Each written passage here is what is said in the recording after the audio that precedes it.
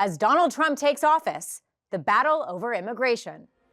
This week on Firing Line. Today I will sign a series of historic executive orders.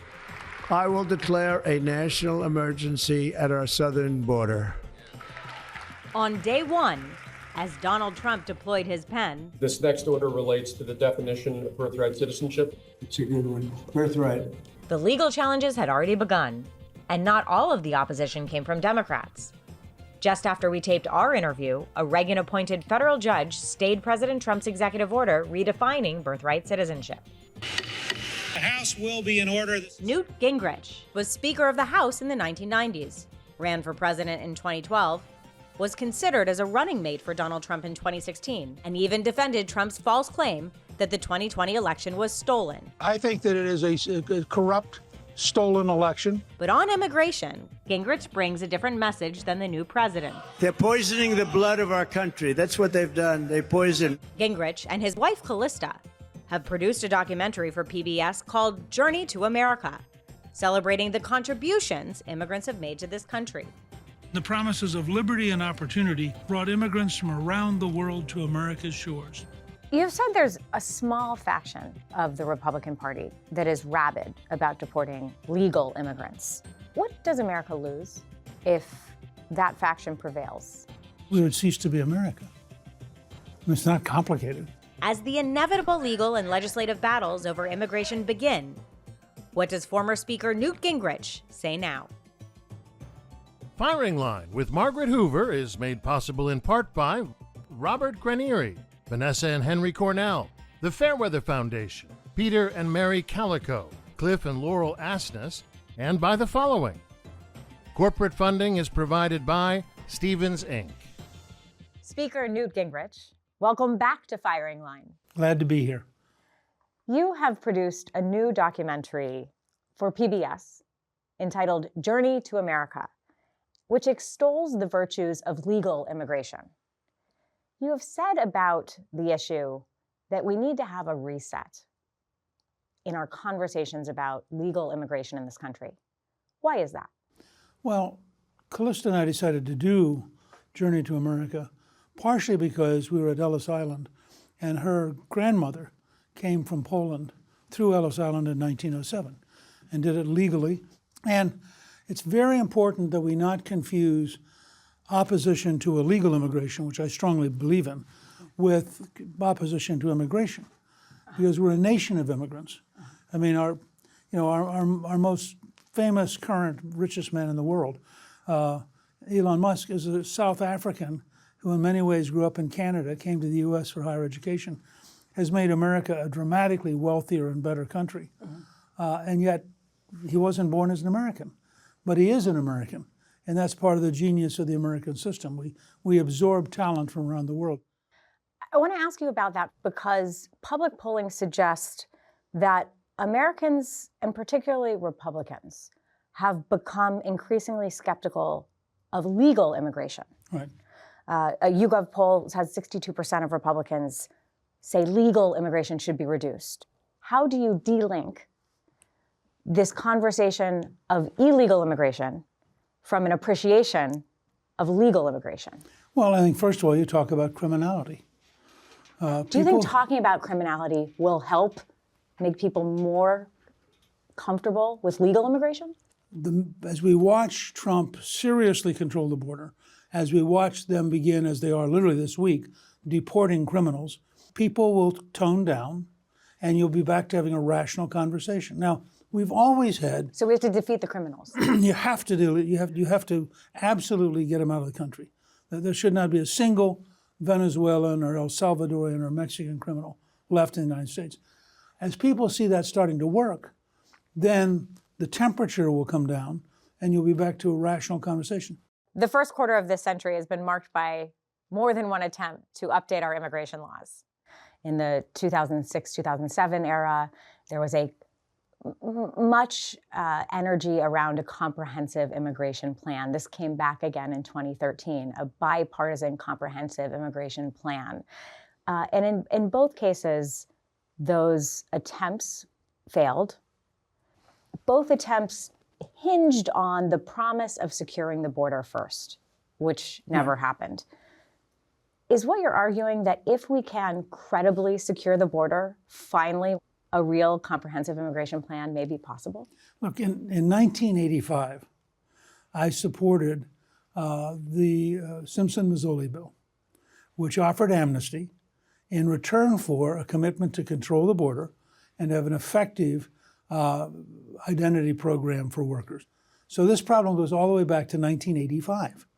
And I think that you have to recognize, when you talk with the American people, they want to see for real that the border is controlled. Trump came very close to it.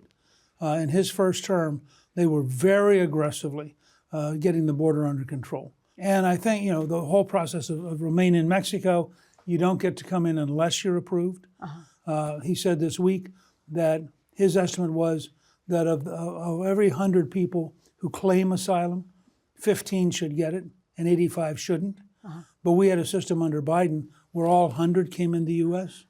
With respect to the first Trump administration's success at eliminating or dropping border crossings, there were elements of President Trump's plan that you were outspoken about, in particular this child separation policy. You have for decades defended legal immigration, and you have advocated for a humane approach for those who are here. In some ways, really putting you at odds with your party, particularly when you ran for president in 2012. Right. Why is this issue so important to you? Well, because I think it's about human beings. I'm adopted, and so I have an identity with the whole notion of having a family. But also you have to remember, we have a lot of kids who come in here who aren't part of a family. They're being child trafficked. They are being exploited. And I think we need to recognize that you have to distinguish between genuine families and people who are exploiting the kids. We should be capable of, for example, interviewing children and finding out, is this really your mother and father? Or in fact, are you just being used as a device to get into the U.S.? Or are you actually being exploited? I mean, a large number of young boys and girls who come here end up in effect in sexual slavery. And we don't want to admit that. But it's a real problem in this country. Does Donald Trump's non-nuanced rhetorical style vis-a-vis illegal immigrants and criminals in this country, how does that help you make the case that we should be compassionate to legal immigrants? How do you prevent those two messages from being conflated by the base of the party? I draw a very sharp distinction. Of course you do, but how do you prevent people from conflating them? Donald Trump is married to a European. His mother came from Scotland. I am confident that in the end, he is going to be for strong legal immigration. The documentary features immigrants from all over the world. You have a Republican Congresswoman, Victoria Spartz, who was originally born in Ukraine. You profile two American ambassadors, one who was originally from Afghanistan, Ambassador Zalmay Khalilzad. There's a Chinese immigrant who survived the Cultural Revolution and speaks up at a Virginia school board meeting against critical race theory. How did you select your subjects? We wanted to have a balance. On the one hand, you wanted famous people. So you have Kissinger, you have Einstein. But then we also want to have people who you'd never have heard of. So, I mean, in some ways, my favorite is Maria Dahm, who is a Marine combat veteran who was born in Russia. We were in the orphanage until we were 4, until we were adopted by a couple in Long Island. She's 4 years old in Siberia, basically in an orphanage. She's adopted by an American family. She comes here and for some reason decides she really wants to be a Marine. And she became the first woman ever to be a combat infantryman. We wanted to get across the idea, you didn't have to be rich and famous. People come here from many backgrounds. It does seem curious, though, that you selected someone from Ukraine, someone from Afghanistan, a female combat veteran. These are all issues that are just beneath the surface in the news cycle, that are germane to the argument Republicans are having with themselves right now. Right. Well, and for example, Republicans may tell you that they're anti-immigration and then say, okay, how about Afghans who risk their lives and who will be killed by the Taliban? Oh, well, that's an exception. And so you start going down the list. And the president, I think, agrees with this. What he wants to do is make sure that you're a genuine refugee, not just claiming it to get inside the United States. And with Representative Victoria Sparks, she makes a strong argument for Ukrainian sovereignty. Well, if you watch what the president said this week on Truth Social, I mean, it's actually a strange way. He's at times just very different. I mean, he sends a signal to Putin, not by picking up the phone and calling him, but by going on Truth Social and saying, if we don't get a truce, then I will have to crush the Russian economy. But wouldn't it be better to have a truce? What do you make of it? It was classically, Trump believes in negotiating by going way out here and then working your way back. He never starts here and tries to work his way forward. So I think he's saying basically to Putin, I'm not going to fight you militarily, I'm just going to destroy your economy. But I will destroy your economy. You think it'll work? I think there's a pretty good chance. I suspect there'll be a call in the near future. And Vladimir will say, well, Donald, we're such good friends. Do you really want to destroy my economy? And he'll say, well, Vladimir, I just want you to quit killing people. Well, Donald, if I have to quit killing people, I mean, I don't know what I'll do for a hobby anymore. But he says, we'll get you a new hobby. Quit killing people. Ambassador Zalmay Khalilzad was born in Kabul, Afghanistan. He goes on to become President George W. Bush's ambassador to Iraq and to Afghanistan. In no other country could the story of what I experienced representing America in war zones and to the world, but only in America something like this could happen. This week, President Trump issued several executive orders. One of them resulted in 1,600 Afghans who had been cleared to resettle in the United States having their flights canceled. As the Trump administration considers the fate of our Afghan allies, why was it important to highlight Khalilzad? I thought it was important to highlight him because he's a fascinating person. He has served this country with remarkable ability, and he represented a possible future Afghanistan that in 23 years we failed to create. Against that backdrop, do we continue to have a special obligation to the Afghans who served with our military in Afghanistan? I think if there are people who are genuinely threatened with being killed because they worked with us, then we have an obligation that they're genuine refugees. They're not just people. And they deserve to have a place in our country. Absolutely. The documentary also features Hedy Lamarr, an actress, a mid-century actress, who many may not know was a brilliant inventor. I didn't. When we were trying to find German submarines in World War II, and we needed a radar which they couldn't block. And so she invented a spectrum skipping device, which is today in every cell phone in the world. You look at her in the movie, it doesn't occur to you. This is one of the great creative inventors of the 20th century. Before President Trump's inauguration this week, a fight broke out amongst his close supporters about the question of H-1B visas, which allow employers to hire foreign workers in specialty occupations. And I wonder if it was important to highlight the intellectual and scientific benefits of immigrants in the context of that debate. I think it is, because there's a big world out there, and there are a lot of smart people. And some of them come to MIT or Caltech. The idea that we're going to educate them to be really brilliant, send them home to create a company to compete with us, when we could, in fact, just let them stay in the U.S. and create companies that compete with back home. And I am totally for H-1B visas. And I think you have to almost be willfully rejecting the modern world to be against them. As a member of Congress, you participated in several debates on the original firing line.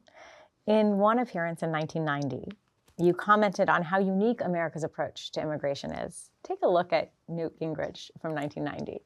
The United States happens to be a country which encourages a level of in-migration unparalleled by any other country in the world. We are truly a melting pot.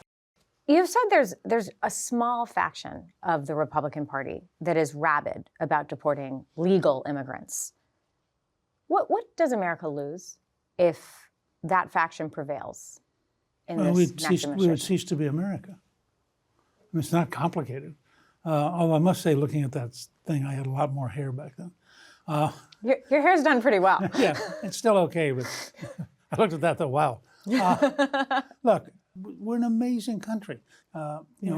People are allowed to have strong opinions on both sides, but I think the facts gradually wear down the people who are anti-legal immigration. One of President Trump's first executive orders this week sought to redefine birthright citizenship, Yes. which is, of course, in the 14th Amendment of the Constitution, and means that anyone who is born on U.S. soil becomes automatically a United States citizen. One of the changes in his executive order is actually about whether the children of immigrants who are here legally under some kind of a temporary visa will be able to become citizens when they are born here.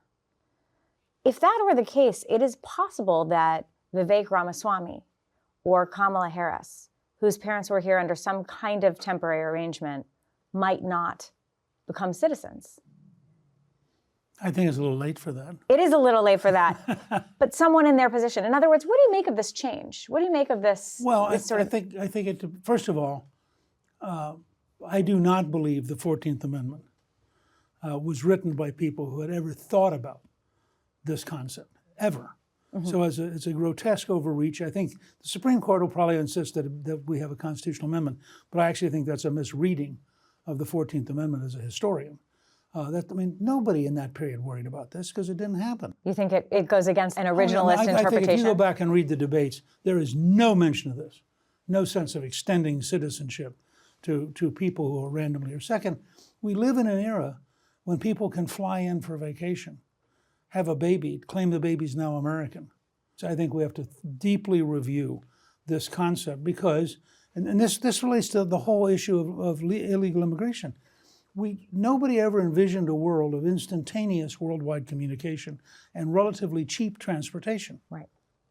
Another one of President Trump's first actions this week was a suspension of the TikTok ban, which passed the House and the Senate and was a bill that was signed by the former president.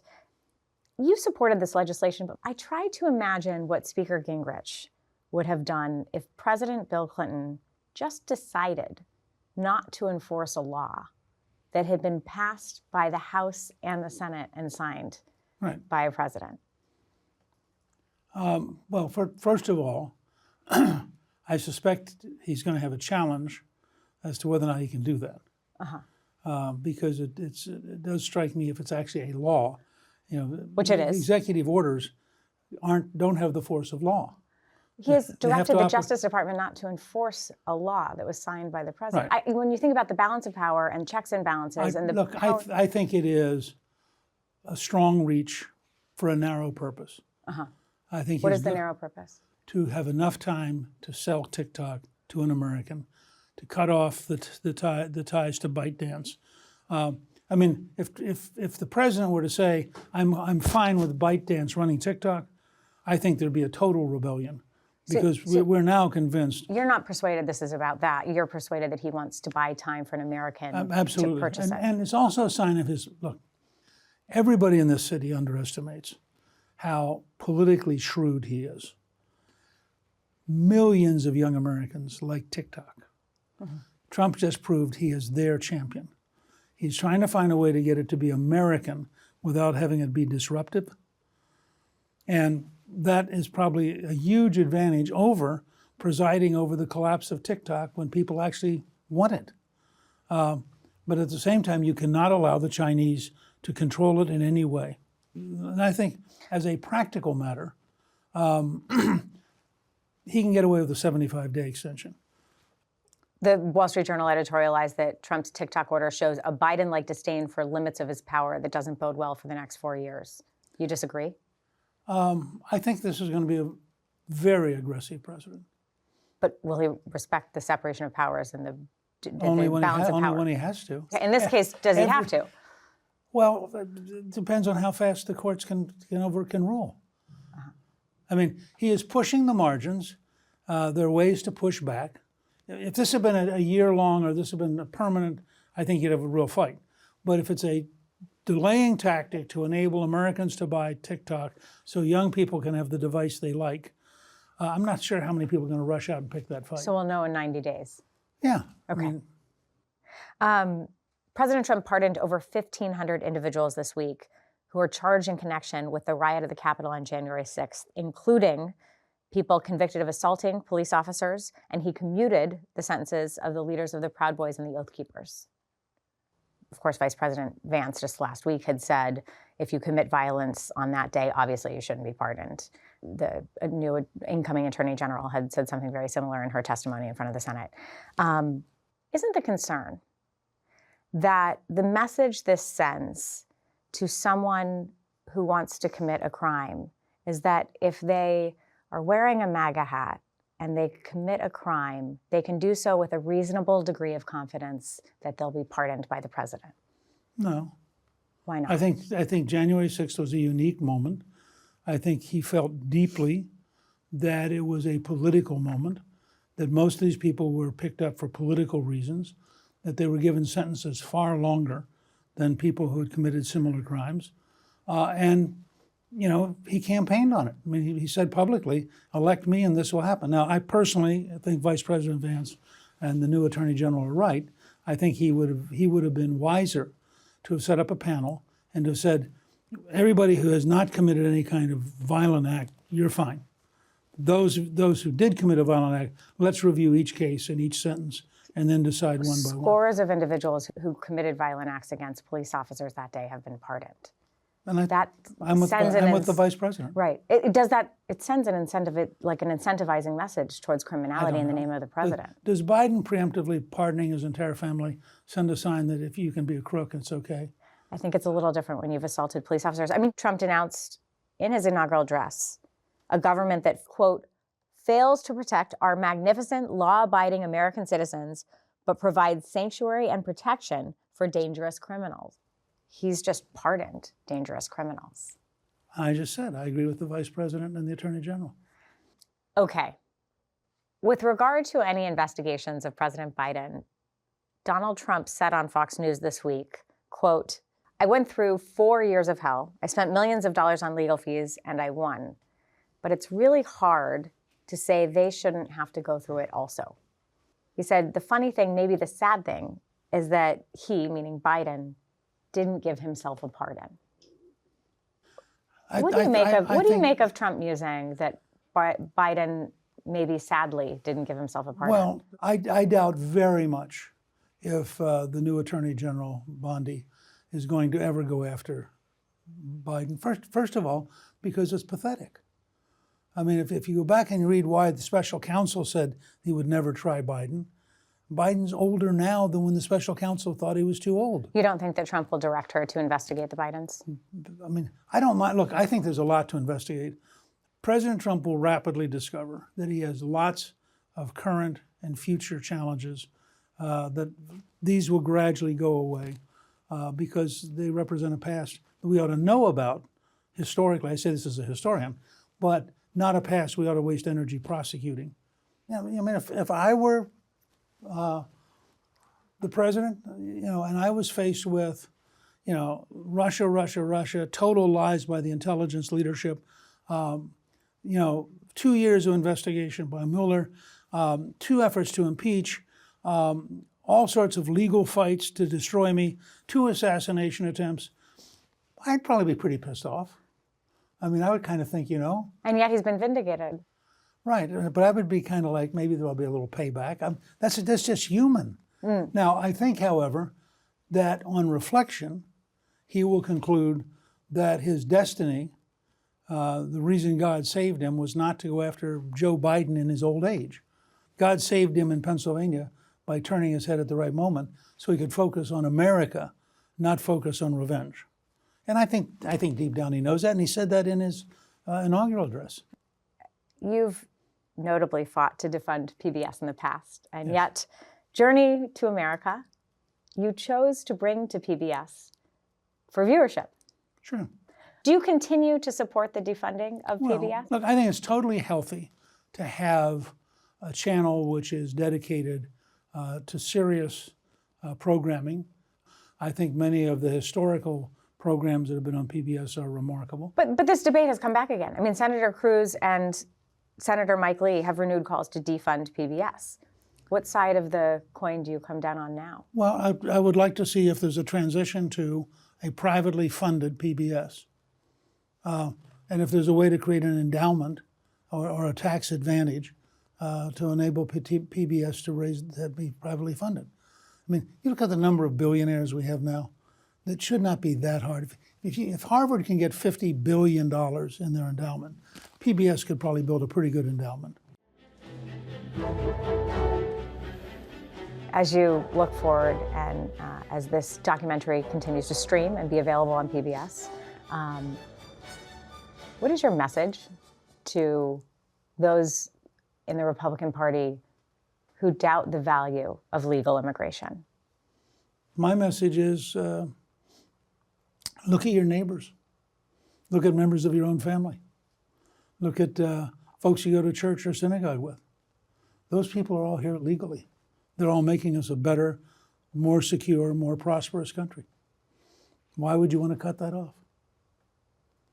Newt Gingrich, thank you for joining me on Firing Line. I had to do it. Firing Line with Margaret Hoover is made possible in part by Robert Granieri, Vanessa and Henry Cornell, the Fairweather Foundation, Peter and Mary Calico, Cliff and Laurel Asness, and by the following. Corporate funding is provided by Stevens, Inc.